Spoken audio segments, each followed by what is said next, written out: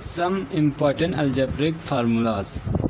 इधर कुछ important formulas हैं अलजेब्रिक।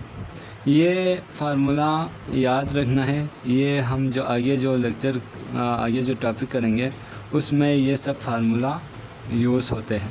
तो इन सब फार्मूलाज को अच्छी तरह याद रखना है।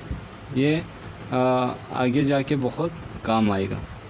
तो फर्स्ट फार्मूला हमारे पास है a + b का होल स्क्वायर। ये इक्वल होते हैं a² + 2ab + b², या यूँ कहे कि a² + b² + 2ab सेम है।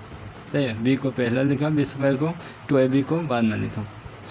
दूसरा है हमारे पास a - b का whole square, that is equal to a² - 2ab + b², या a² + b² - 2ab।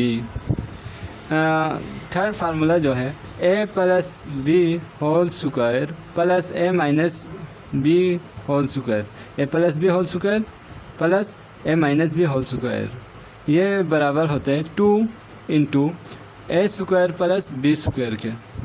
सही है। अब a² - a + b whole square minus a - b whole square, ये बराबर होते हैं 2 4 ab के।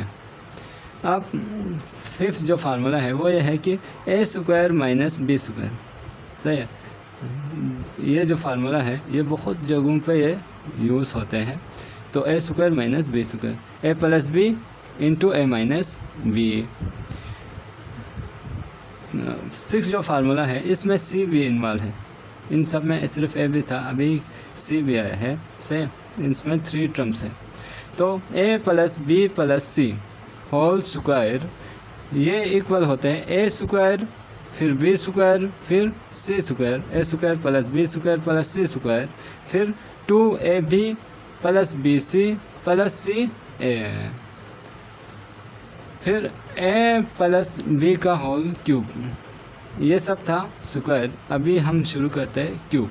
तो a + b का होल क्यूब, ये इक्वल होते हैं a³ + 3ab × a + b + b³, और a - b का होल क्यूब, ये इक्वल होते हैं a³ माइनस, अब इधर माइनस है तो इधर सब क्या आएंगे, माइनस में आएंगे। इधर प्लस है तो ये सब प्लस में आते हैं।